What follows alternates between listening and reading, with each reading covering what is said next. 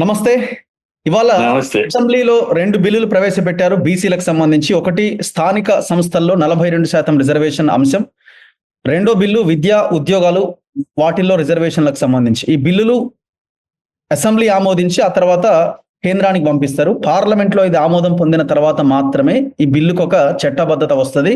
Reservations అమలవుతాయి. Only అసెంబ్లీలో చేసినంత మాత్రాన ఉపయోగం లేదు. కాకపోతే ఇక్కడ రాష్ట్ర ప్రభుత్వం చేసి పంపడం అన్నది పంపాలి కాబట్టి సో వాళ్ళు కేంద్రానికి పంపిస్తారు. మరి భవిష్యత్తులో ఏం జరుగుతుంది అన్నది చూడాలి. నా ముందు ఆర్ కృష్ణయ్య గారు ఉన్నారు, రాజ్యసభ ఎంపీ. నమస్తే కృష్ణయ్య గారు. నమస్తే రఘు. మీరు కూడా ఎన్నో పోరాటాలు చేశారు, బీసీ ఉద్యమాలు నిర్మించారు, అంటే ఇష్యూస్ మీద కొట్లాడారు, రిజర్వేషన్ల మీద కూడా చాలా పెద్ద ఎత్తున పోరాటాలు చేశారు. వాళ్ళ తెలంగాణ అసెంబ్లీ ఈ 2 బీసీ బిల్లులకి ఆమోదం తెలపబోతున్నది, కేంద్రానికి పంపించబోతున్నది. దీన్ని మీరు ఎట్లా విశ్లేషిస్తున్నారు?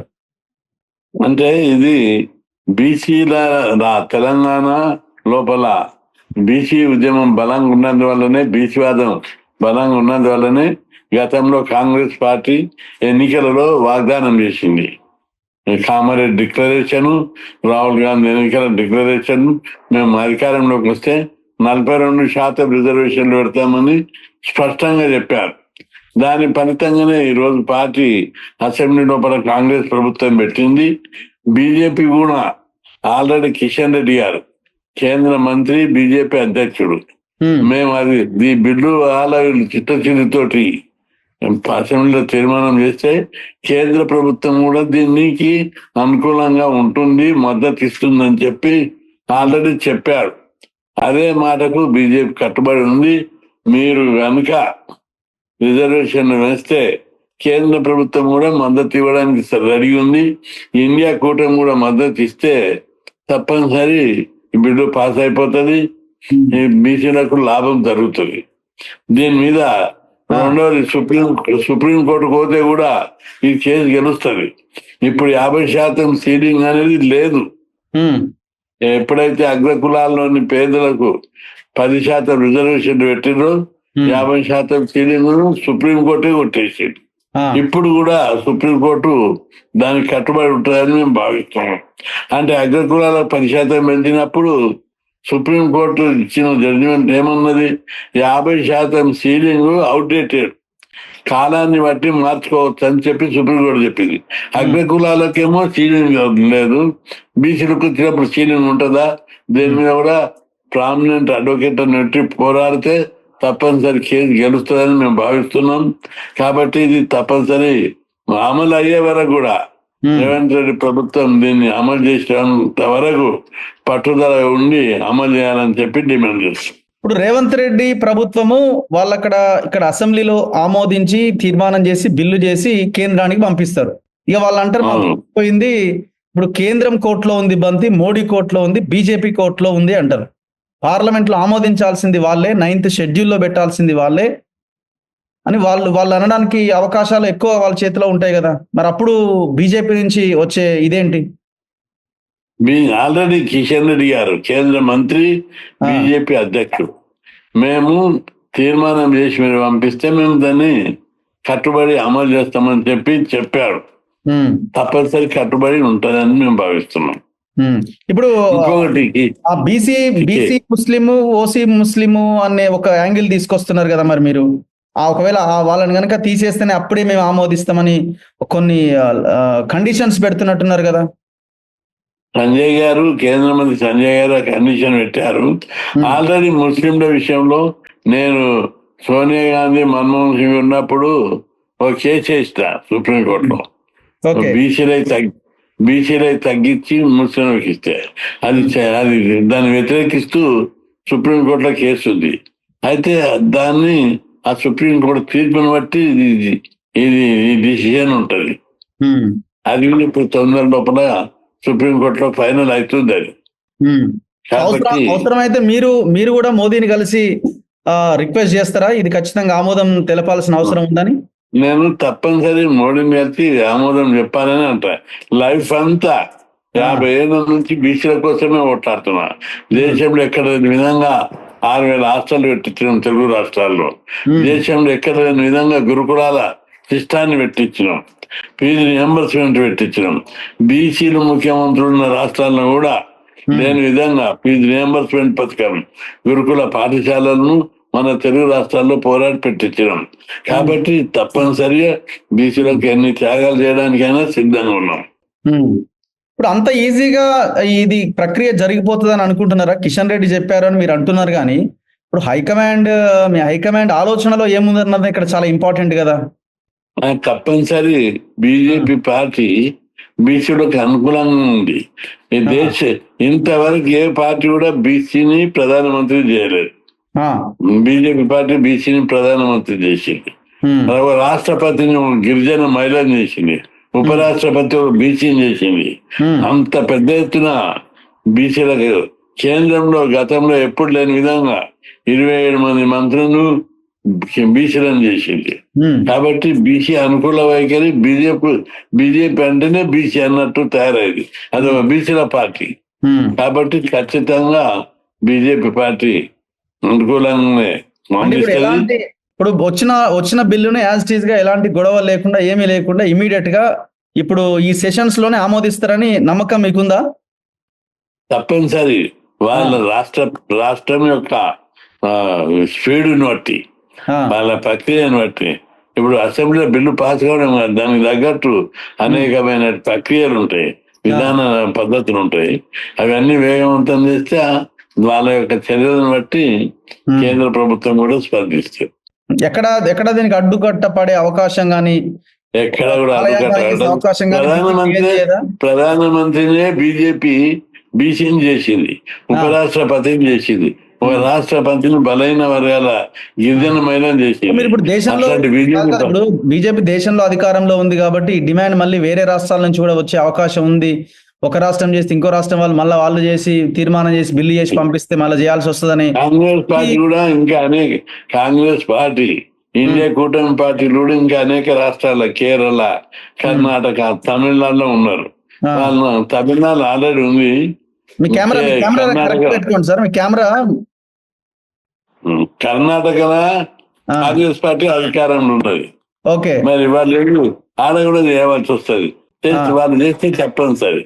కేరళలో ఉన్నది, వాళ్ళు కూడా చేస్తే తప్పనిసరి అనుకూలంగా మేము బీజేపీ పార్టీ కావాలని చెప్పి పార్టీ పరంగా కూడా మేము విజ్ఞప్తి చేస్తాం. లేదు ఆర్ కృష్ణయ్య మళ్ళీ ఇదే ఢిల్లీ వీధుల్లోకి వచ్చే తెలంగాణ వాళ్ళతో కలిసి ఫైట్ చేయాల్సిన పరిస్థితి వస్తుందేమో ఒకవేళ బీజేపీ చేయను అని అంటే. అట్లా అన్నదని నేను అనుకుంటున్నా. అప్పుడు తప్పనిసరి అనుకుంటున్నాము. ఒకవేళ ఆ సిచ్యువేషన్ వస్తే మీరు ఎటువైపు ఉంటారు? మీ పార్టీయా లేదు ఇటా అట? అప్పుడు ఆలోచిస్తాను. తప్పనిసరి మొదటి నుంచి బీసీల గురించి కొట్లాడుతున్నా. పార్టీ మైండ్ సెట్ కూడా బీసీలకు అనుకూలంగానే మార్చడానికి ప్రయత్నం చేస్తున్నాం. ఇప్పుడు రేవంత్ రెడ్డి చిత్తశుద్ధితోనే ఈ బిల్లు అసెంబ్లీలో పెట్టారని మీకు అనిపిస్తున్నదా? కాంగ్రెస్ పార్టీ అంటే పార్టీ పాలసీని నేను అమలు చేస్తాను అన్నాడు. ఆ దిశగానే పోయిండని మేము అనుకుంటున్నాం. ఓకే, చిత్తశుద్ధి ఉండక తప్పదు. చిత్తశుద్ధి ఉండక తప్పదు. అది ఎవరికైనా ఆ సీట్ ఎవరున్నా తప్పదు. అది ఎందుకు ఇప్పుడు అనివార్య పరిస్థితి ఎట్లా వచ్చింది? ఎవరి వల్ల వచ్చిందని మీరు అనుకుంటున్నారు? బీసీ ఉద్యమం వల్ల వచ్చేసి మేము చెప్తున్నా. మన బీసీలు తెలంగాణలో ఉన్న బీసీలందరూ అన్ని సంఘాలు బీసీ ప్రజలు చేస్తున్నందువల్ల అనివార్యంగా పరిస్థితి ఏర్పడ్డది. దాన్ని గుర్తించారు. తెలంగాణలో ఉన్న బీసీ ఉద్యమాన్ని పార్టీలన్నీ గుర్తించినాయి.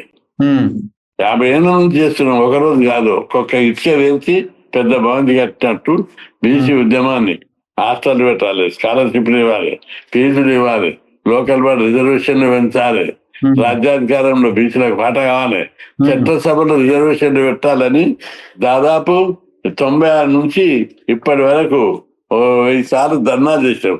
ఢిల్లీలో 150 సార్లు ధర్నాలు చేస్తాం.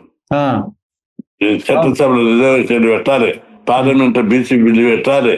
ఇంటింటికి ఇటీవల ఢిల్లీ బేస్డ్ సర్వే సంస్కృతి ఇంత ఇంజనీరింగ్ చేసేటోళ్ళు, డిగ్రీ చేసేటోళ్ళు ఉన్నారు. ఇంత హైలీ ఎడ్యుకేట్ అయినటువంటి రాష్ట్రం దేశంలో ఎక్కడ లేదా అని చెప్పి వాళ్ళు చెప్పారు. ఫీజు రియంబర్స్మెంట్ పెట్టినాక ఒక మామూలు కుటుంబం అవును. బీద కుటుంబం వాళ్ళు కూడా ఇంజనీరింగ్ చదువుతున్నారు, ఫార్మసీ చదువుతున్నారు, పీజీ చదువుతున్నారు, ఉమ్, ఫ్రీ ఎడ్యుకేషన్. కాబట్టి అక్కడ ఉన్నటువంటి ఉద్యమాన్ని ఉమ్. వాదాన్ని గుర్తించిన ఈ పార్టీ కాబట్టే పోటీ పడుతున్నారు. ఇప్పుడు ఇవాళ మల్లన్న అందరిని కలిసిండు, కేటీఆర్ ని కలిసిండు, అక్బరుద్దీన్ ని కలిసిండు, వీళ్ళందరినీ కలిసిండు. ఇది కలవాల్సిన అవసరం ఉందంటారా, లేకపోతే అవసరం లేకుండానే కలిసిండు ఎట్లా అనిపిస్తున్నది మీకు? లేదా కలవాలి, కలవాలనా? కలిస్తే తప్పేం కాదు. ఉమ్, అందరినీ కలవాలి, అందరు పోరాడాలి. ఆ, ఆ, అందరు పోరాడితేనే ఉమ్, దాని ఇష్యూస్ పరిష్కారం అవుతుంది. ఉమ్. సో ఇప్పుడు మీరు మీరు మీ పార్టీ ఎట్లా చూస్తున్నారు సార్? మరి ఏమైనా రివ్యూలు జరిగినాయా? ఇప్పుడు వాడు రేవంత్ రెడ్డి చేస్తుండే, మరి మనం ఏం చేయాలి? ఎట్లా నిర్ణయం లెట్ తీసుకోవాలి? ఇంకా దాని మీద ఆ, ఇంతవరకు ఏం చర్చ. రివ్యూ జరగలేదు. ఆ, బిల్లు పాస్ అయినాక ఆ, వాళ్ళ యొక్క చర్యలను బట్టి ఒక్కొక్క చర్య ఉమ్. ఎట్లుంటది వాళ్ళ స్టెప్స్ కానీ దాన్ని బట్టి బీజేపీ అనే కార్నర్ అయ్యే అవకాశాలు ఏమైనా ఉంటాయా? ఏముండదు అక్కడ. ఎందుకంటే బంతి మీ కోర్టులోకి నెట్టేస్తున్నారు కదా. తప్పనిసరి ఇప్పుడు బీజేపీ వీళ్ళు ఇక్కడ వాళ్ళ బాధ్యత నుంచి ఇక మేము బిల్లు చేసినాం, అది అయిపోయింది అని వాళ్ళు సైలెంట్ అవ్వచ్చు. ఇక మీదే మొత్తం ఇక సైలెంట్ అయితే ఆ? అది ఇంకా అనేక స్టెప్స్ ఉంటాయి. ఆ, ఆ స్టెప్పులలో కూడా కాంగ్రెస్ పార్టీ యొక్క స్పందన ఎట్లుంటది, వాళ్ళ స్టెప్స్ ఎట్లుంటాయి అనే దాన్ని బట్టి బీజేపీ పార్టీ అనుకూలంగానే, బీసీలకు అనుకూలంగానే ఉంటది. బీజేపీ అధికారంలోకి వస్తే తెలంగాణ బీసీ ముఖ్యమంత్రిని చేస్తానని చెప్పి అమిత్ షా గారే ప్రకటించారు. ఆ, అట్లాంటప్పుడు ఎంతకెందుకు పోతారు? ఓ ముఖ్యమంత్రి చేస్తాను ఉమ్, పార్టీ, ఉమ్, ప్రధానమంత్రి చేసిన పార్టీ ఒక 42% రిజర్వేషన్లకు ఎందుకు ఎట్టబోతుంది? తప్పనిసరి అనుకూలంగా ఉంటుంది. అది పార్టీ నిర్ణయం అని చెప్పి మీకు గుర్తు చేస్తున్నాం. బీసీల పార్టీకి ఏం అవకాశం లేదా సార్ మరి తెలంగాణలో? ఏది బీసీల party, BC party BC party. అంటే బీసీ పార్టీ అనేది చాలా ఈ రోజు రాజకీయాలు ఎట్లయినాయి, ప్రతి ఎమ్మెల్యే ఎన్నికల లోపల 50 కోట్లు, 40 కోట్లు, 30 కోట్లు పెట్టుకుంటున్న వాళ్ళే ఆ ఎమ్మెల్యేకి రావడే పరిస్థితి ఏర్పడ్డది. బీసీ పార్టీ పెడితే బీసీ ఉద్యమానికే ఎన్నో కష్టాలు పడ్డాం మేము. ధర్నాలు చేయడానికి, ర్యాలీలు చేయడానికి, మీటింగ్లు పెట్టడానికి అష్ట కష్టాలు పడి ఇంత దూరం దీన్ని లాక్కొచ్చినాం. పార్టీ పెట్టి ఒక్కొక్క అభ్యర్థికి 30 కోట్లు, 50 కోట్లు ఇవ్వాలంటే చాలా ఇబ్బందికరంగా ఉంటది. కాబట్టి దాని మీద ఒక నిర్ణయం తీసుకోలేకపోయాం. ఓకే, భవిష్యత్తులో వస్తాయేమో మరి ఒకరిద్దరు ఏమైనా కలిసో, లేకపోతే ఇంకెవరన్నా మీలాంటి చూద్దాం, అది కాలం నిర్ణయిస్తుంది రఘు. ఎందుకంటే మీలాంటి వాళ్ళు అందరూ రాజ్యాధికారం అంటున్నారు కదా. రాజ్యాధికారము పార్టీ పెడితేనే కాదు, ఒక పార్టీ భుజాన్ని ఎత్తుకుంటే కూడా రాజ్యాధికారం వస్తుంది. ఓకే, ఇప్పుడు బీజేపీ బీసీకి, ఇప్పుడు కాంగ్రెస్ బీసీని ముఖ్యమంత్రిని చేసిన రాజ్యాధికారమేనా? అంటే ఆ వ్యక్తిని బట్టి, నాయకుని బట్టి ఉంటుంది దాన్ని. ఇప్పుడు మేమందరం ఇవన్నీ పెట్టించినాం. బీసీల పార్టీలు ఉన్న రాష్ట్రాలు తమిళనాడు కానీ, ఉత్తరప్రదేశ్, బీహార్లో కూడా ఇన్ని రాష్ట్రాలు ఉన్నాయా? ఈ స్కీములు ఉన్నాయా? గురుకులాలు ఉన్నాయా? పీజీ రియంబర్స్మెంట్ ఉందా? ప్రతి ఒక్కరు చదువుకుంటారు. ఇన్ని కార్పొరేషన్లు ఉన్నాయా? లేవు. కాబట్టి వ్యక్తిని బట్టి, ఆ కమిట్మెంట్ బట్టి ఉంటది అది. ఇప్పుడు ఆర్ కృష్ణ ఎవరంటే మేము బీసీ లీడర్ అని అంటాం, కానీ బీజేపీ లీడర్ ఇంకో లీడర్ అని అనలేము, అనాలనిపించదు కూడా. అంటే నేను అంత కరడుగా ఆ విధంగా కార్యక్రమాలు చేసిన, దాదాపు వేలాది ఉద్యమాలు చేసిన, 12,000కి పైగా ఉద్యమాలు చేశాం. కాబట్టి మీరు అట్లా గుర్తించినందుకు నేను థ్యాంక్స్ చెప్తున్నా. Okay, anyway thank you sir, thank you very much. Thank you Raghu. Thank you. Thank you.